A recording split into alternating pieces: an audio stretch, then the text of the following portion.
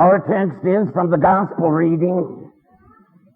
Ignoring what they said, Jesus told the synagogue ruler, "Be not afraid, only believe."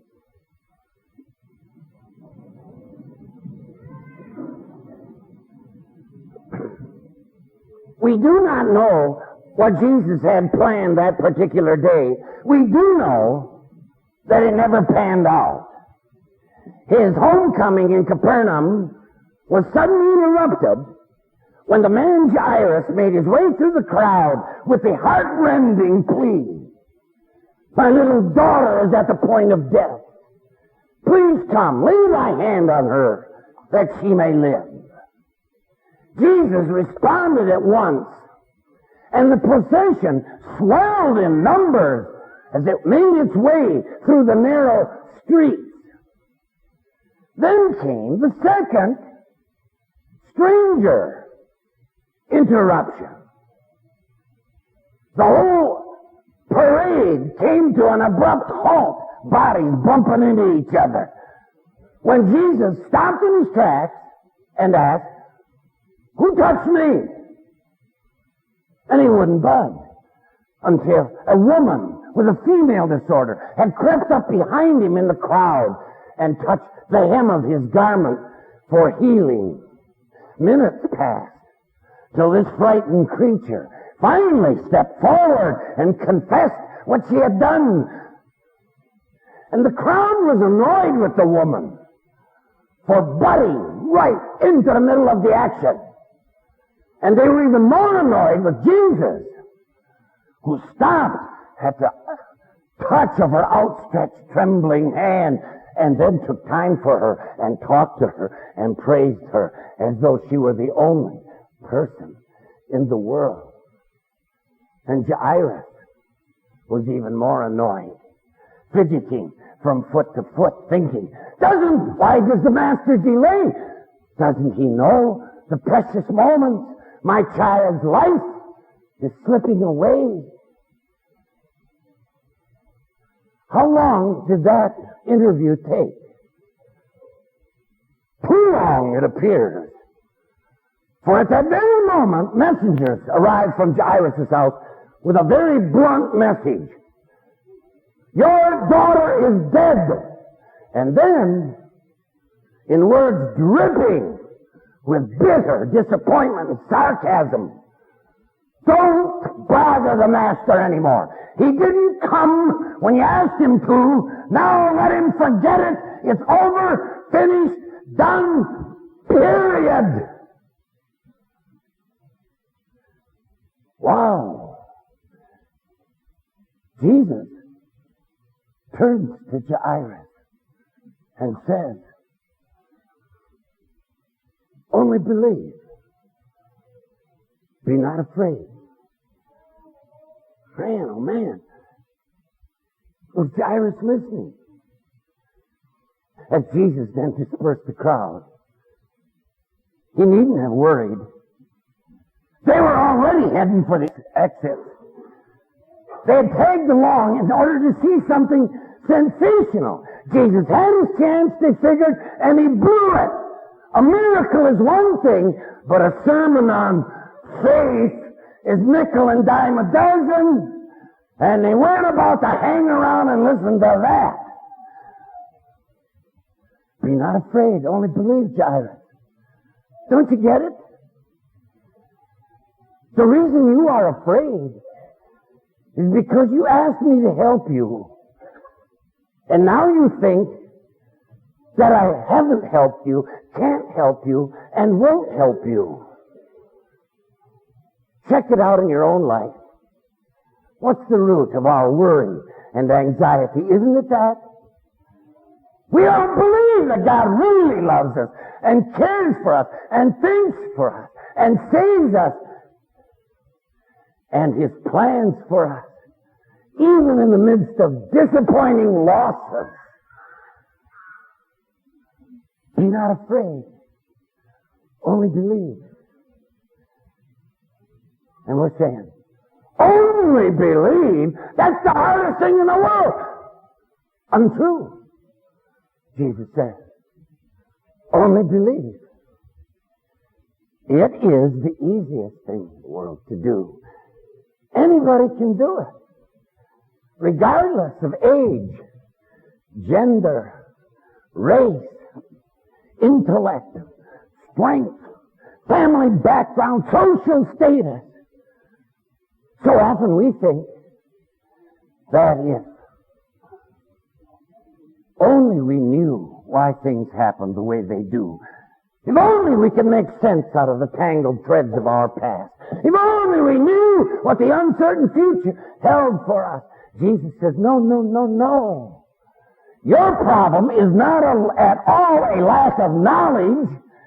It is a lack of faith. Trust me on this. Take me at my word. Lean hard on my presence and my promise. And your faith in me will get you over the rough spots, across the deep, through the dark, safe to the other side. But now they are at Jairus' house. Jesus and his three friends, Peter, James, and John. And the pageantry of an Eastern funeral is in full swing. Professional mourners, flute players, family and friends of the respected Jairus, weeping and wailing noisily, unrestrainedly. Why all this commotion? Jesus asked. The child is not dead, but sleeping. They laughed at him scornfully, derisively. Oh, sure. We're gathered at the house today just to watch a child take a nap. We're conducting this funeral because we haven't got anything better to do. Right. We brought a casket along because we want to bury somebody alive.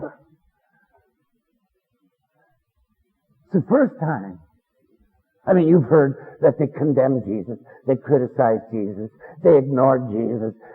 They corrected Jesus. But laugh at Jesus? But you can figure it. What do you think of death? Is there anything more tragically final in our lives than the closing of a coffin lid? The lowering of a casket into the ground? The clods of earth dropping down on top of it? The posting of a headstone? Jesus will not accept death as the last word. Jesus will not concede this game to the funeral directors and the grave diggers and the monument makers. God is not a God of the dead, but of the living, and all are alive to Him, all, without exception. Death is to Jesus exactly what sleeping is to you. At the end of a long day, we lay ourselves down physically, emotionally exhausted, without a fear that we will be unconscious to the world around us for the next few hours. And at the end of all of our days, when the fever of life is past, and the noise of this world is hushed, and our labors are finally finished, and our body's last battle for survival is lost, then shall come rest at last. Blessed peace. That's what the Bible means when it says, there remaineth a rest for the people of God. And again, blessed are they which die in the Lord from henceforth, that they may rest from their labors. Jesus is sure of it, has no doubt at all about it, boldly makes the claim, the hour is coming in which all that are in their graves shall hear his voice and what? Wake up from their sleep and arise. I don't have to tell you what a comfort that is when it comes our turn to sit in the mourner's bench and follow in that procession out to the cemetery. To hear those words of Jesus. Your loved one is not dead, but sleeping. Gone from us, but not lost to God for an instant. And because of those words, we call our burial grounds cemeteries, which means sleeping chamber. And so the ancient prayer of the church still has it. Grant unto the lifeless body rest in the bosom of the earth, and hereafter together with us all a joyful resurrection to life everlasting. Perhaps you've been to funerals like this. All the screeching, high-pitched hysterics. Jesus threw them all out of the house.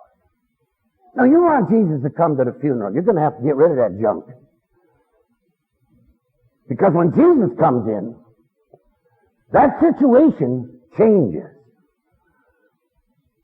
Passing now through the quiet house into the death chamber of the little girl, the two parents are standing at the foot of the bed like tombstones.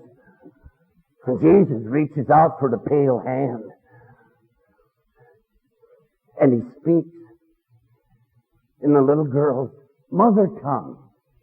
Speaks words that every mother says to a sleeping child in the morning or an afternoon nap. Talitha kumai, little lamb, time to get up. And the pale figure, cold, unmoving a moment before, now stirs and she sits up and rubs her eyes and wonders what all the fuss is about. Why is Mama crying? Why is Daddy hugging me after death? What's Jesus doing here? And his three friends. They were astonished with a great astonishment. And that is probably the understatement of the year. And then, it's just a little thing. If it wasn't in here, you would never miss it. But a lovely gesture, so like Jesus. He reminds the parents that the little girl is famished.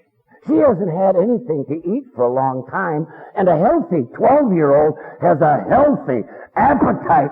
Give her something to eat.